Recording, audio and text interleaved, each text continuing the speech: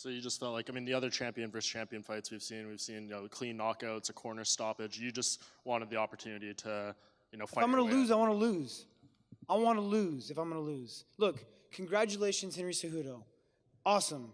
Great job, man. Awesome. But you did not win. You did not win this fight. I am happy to accept defeat, but I did not lose. Then what actually happened, TJ? There's a lot of controversy over last weekend's fight, Henry Cejudo versus TJ Dillashaw, and I'm going to break it down. I'm going to break down the whole fight, beginning to end, all the contact that was made, getting right into this. Break this down, beginning to end, I'm going to try to make this as comprehensive as possible. Feel free to rewind and shit. So we're going to start off.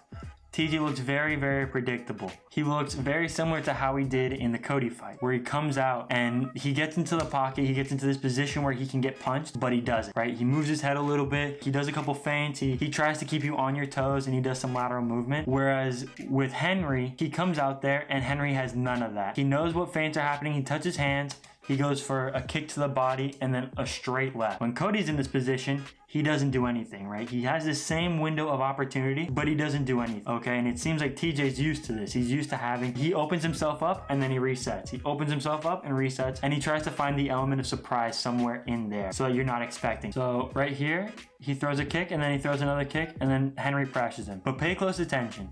TJ throws the kick, he lands back in position, and then he throws another kick, lands out of position, and as soon as Henry notices his feet are out of position, he pressures him. He makes him step back. Okay, look, bam. His foot is in position. He's in good position, throws that kick, and bam, right there, his feet are out of position. And Henry immediately starts making him back up, puts the pressure on him. I don't know if you guys have ever been in a wrestling match or anything, but when someone does this, when someone reshoots on you, set up, level change, shoot, and you're attacking, and it doesn't work, and you're backing off, a lot of people will give you time to reset, will give you that second to breathe. But Henry's timing is on point, so he doesn't give you that second to breathe. He knows that when you're out of position, you need to attack. And this is like an oh shit moment. This sucks. Okay, getting reshot on, having that pressure put on you, makes alarm bells go off in your head. It makes you think you're doing something wrong and you need to take control of the fight because you don't like what's happening. In my experience, wrestlers don't like having to back up. They really dislike it, actually. They'd rather have to circle or they'd rather step forward. So as you can see here against Cody Garbrandt, TJ gets out of position. Cody, he doesn't have to step back at all, and Cody actually lets him reset and start attacking, whereas Henry doesn't do any of that. He sees him out of position, he pushes him back, and he's the whole time looking for an opening, looking for his opening, okay? Boom, kicks him in the head. That was really quick. When I first saw the fight, I thought that didn't land, okay? So look, as soon as he touches hands, he uses that as a cue. He goes hand touch, kick to the body, straight to the head. All right, now TJ is thinking about that kick to the body and then getting punched in the head again. Henry uses that hand touch as a cue, and instead of going to the body, he goes straight to the head. And it lands flush, it lands clean. It's like only his hand was covering it, so his hand and his head took the whole impact of the punch, okay? Henry right back in his like karate stance, and then he pushes TJ down. But notice what happened. TJ's getting pressured a lot. He got pressed 3 times already. Less than 15 seconds. He's been pressed and forced to move back. All right, this is not fun. In TJ's mind, he thinks, I have to do something. I have to make something happen. He throws up a feint. Henry doesn't react. Henry doesn't react to any of his feints. He sees the jab coming from like a mile away, parries, and then slips the hook. This is beautiful. And he catches him right off balance and shoves him down. I don't know if you guys have wrestled before. I don't know if you guys have like any martial arts experience, but when you get pushed, the thing that is ingrained into your head is stay up, like stay on your feet. You know what I mean? So they train this all the time. They train getting pressed, being off balance, getting pushed. That's basically all wrestling is staying on your feet, trying to get back, trying to get on top of someone, trying to control someone. You know what I mean? So to get pushed and fall to the ground, fall to a knee, not fall straight to like having your feet under you is very strange. A wrestler of this high of level and caliber does not just get shoved to the ground and fall to a knee. After he gets right back up, he gets kicked in the head, punched, dropped, and then he gets beat up real bad on the bottom. Henry keeps on creating space and just punching him in the head. And I'm telling you guys, I have wrestled with a lot of good people, and something that seems to amaze me with every single good wrestler, every single high quality wrestler, someone who went to state, someone who wrestled in college, and especially in the Olympics, is these guys are so goddamn strong. I am telling you, they could crush a watermelon in their hands. They could hold a watermelon and just...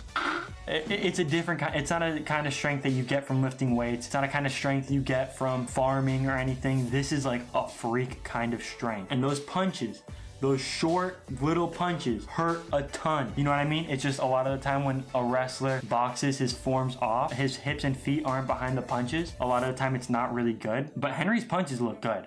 Henry's form looks good. So let's start from right at the beginning.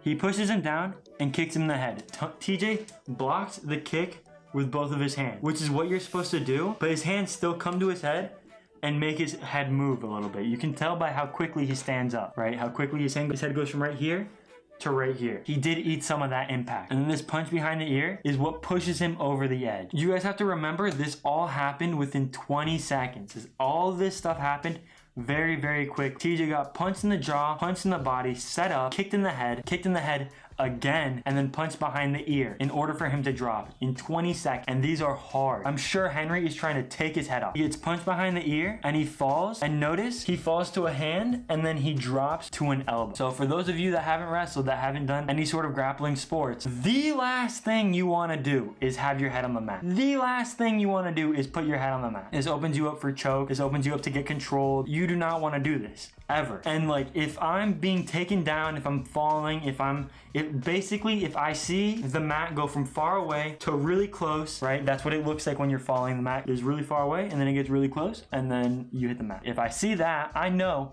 I need to just straighten my hands right in front of my face because I do not want my face on the mat. I need to have a base. I need to find my base. TJ falling onto an elbow and onto his head is a very bad sign. That is bad wrestling, okay? That is just plain old bad wrestling. He is knocked out, okay? And you can see right here, Henry lands perfectly. He gets knocked down. Henry immediately spins behind. No effort, like there was nothing. He spins behind, gets the Western hook, it looks like, and starts punching him in the head. He goes perpendicular and starts punching him in the head, creating space, trying to punch him in the head, trying to finish. TJ's focused on getting a leg while he's getting punched in the face. He's trying to focus on wrestling while he's getting punched in the face. Something you guys don't know. With wrestlers, you can wrestle knocked out. You can wrestle not seeing anything. You don't need to see to wrestle, okay? This movement of having, like, the feeling of having someone's leg in between both of your arms or both the legs in between your arms is so ingrained into wrestlers' brains, they can do it in their sleep. That's why you see things like when Edson Barbosa kicked Kevin Lee. Kevin Lee was knocked out. He wasn't seeing shit. He couldn't see shit. He was just like, all right, reach and go to rest. And like, he feels those legs and that's like a place of comfort for him. That's like something he's familiar with. You know what I mean? So TJ's trying to find that place of familiarity. He's trying to put his head on the outside, work a high crotch, do something. Okay, he's trying to spin behind because that's all he can think of when he's knocked out. He's aware that he's in a fight. He just has no real control of his body. And Henry is maintaining control, pushing him down, punching him in the face the whole time. Every time he tries to get up, he creates space and starts punching him again and again. Henry backs off from behind him, lets him up a little bit, holds his head and goes bing, punches him square in the jaw. Okay, and these aren't no light punches. All right, and then TJ goes again for a single leg. He goes for the single leg, never locks his hands. All right, I don't know about you guys, but when I shoot and that wasn't even a single leg just now, that was a high crotch. Dad, I'm in on a single leg. He shoots the high crotch, right? He's like this. I don't know about you guys, but when I try to take someone down, I try to control a leg, and you need to lock around the leg to do that. It needs to be boom. It's not just and then you let go of it and you call that shooting for a single leg. As soon as he realizes that he's not getting a single leg, as soon as he realizes he's not getting that, there is no way in hell he was gonna get a takedown on an Olympic wrestler, okay? His wrestling is clearly much weaker than Henry. And Henry meets him with that pressure again. He starts punching him, clocking in the face, clocking him. And then he gets knocked again. He gets knocked back down. And in my opinion, the third time someone falls to the mat, the second time they've been knocked down from punches, I think is okay to stop the match. You just watched a man get pushed to the ground, kicked in the head, knocked back down, stand back up, and then get knocked down again. Get dropped again. In my opinion, much less happened in the Cody Garbrandt fight. It would be different too if I got smoked and dropped like in the Cody fight. And we can compare that right here. We're gonna start them both at the same spot, the exact same spot, okay? Right when he's slipping the punch, right when they're both slipping TJ's punches. Okay, so now you can see Henry clearly spends a lot more time beating up TJ than Cody got, because Cody rocked him, he was on the ground, and then the round ended. It took Henry approximately 25 seconds to get to this point. He maintains control of TJ the entire time. He spent more time actually punching TJ because I included the push down, but even if you start right where they connect, right where they knock down TJ, okay, look, they both knock each other down. You can see that Henry clearly not only lands more punches, remains in control for longer. TJ seems to be more conscious because his hand is always on the canvas, like looking to post himself, while in the Henry fight, he goes straight to an elbow for a number of times. He falls to an elbow, he falls over. And in my opinion, it doesn't seem like TJ's defending himself intelligently. It looks like he's going completely off instinct, off like complete animal instinct. Oh shit, what am I doing? I have to do something. I don't know. Could they have stopped the fight later? Yes, but I think that they were in the window of time to like end the fight, because I think showing how the fight was going before, right? How Henry didn't react to any of his feints, how Henry knew it was coming, how Henry landed almost every single punch he threw. If it would have gone on another 15-20 seconds, we would be arguing that it went on too long. You know what I mean? TJ didn't show any signs of progress. It didn't seem like he was getting up. It's not like he had a promising single leg. It's not like he had a promising double leg. It's not like he stood up and wasn't wobbling. It's not like he stood up and had his hands up and he like slipped a couple punches and then Henry pushed him down again. No, he stood up, got knocked back out. So this narrative that the fight was stopped too early, like, it was stopped a little bit early, but realistically, Henry was in complete control of the entire fight. And what do you want the ref to do? He has a job to protect the fighter. If something were to happen to TJ, if he were to get a detached cornea and people start saying that he was in the fight too long, why didn't the ref stop it? Then that's his job. That's like his livelihood. You know what I mean? This is what he's hired to do, is protect these fighters. You have to think like how he's thinking. Really quick story, just so you guys know, I am a little bit biased because I used to wrestle with Henry's nephew, Adrian Cordova. We wrestled for like a very brief period of time, and I don't even know if I actually wrestled with him because he was a 25, I was a 57, and there were like a bunch of people in between us, so I don't know if we actually ever wrestled, but I did hang out with him a little bit. Funny story, actually, when I wrestled with him, we were in the beautiful state of Colorado, and if you know anything about Colorado, there's two things. Weed's legal, and it's cold as fuck. So one day, it's cold as fuck and we have our legal weed and we roll up 4 giant cigars, fat giant blunts, okay? I'm talking like this, okay? And we go outside and we're like, fuck this shit. We are not about to smoke all 4 of these outside in this freezing weather. So I'm like, all right, let's go in my car. We go in my car and like we had this rule, it was like a stupid game where like once you start the hotbox, you cannot debox. You cannot open the car at all. So like I sparked the first one, finish it, spark the second one, we finish it, spark the third one, we finish it, and like as I'm about to spark the fourth one, you can hear Adrian in the back. I need air. Just open the window.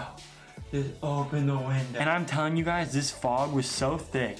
Scooby-Doo could come in here with a knife and cut the fog, take it out, and take a bite out of it. And what happened was when I went to go spark the fourth one, when I was trying to light it, my lighter wasn't working. And what was happening was like the flame would start and then it would go like up halfway and then the flame would be stop right there, like at the top part, like only the red part. And all this would just be like gas. It wouldn't be like actual flame. And what happened was there wasn't enough oxygen in the car to actually keep the flame lit. That's what happened with me and Adrian one time. But until next time, I'll see you guys. Peace.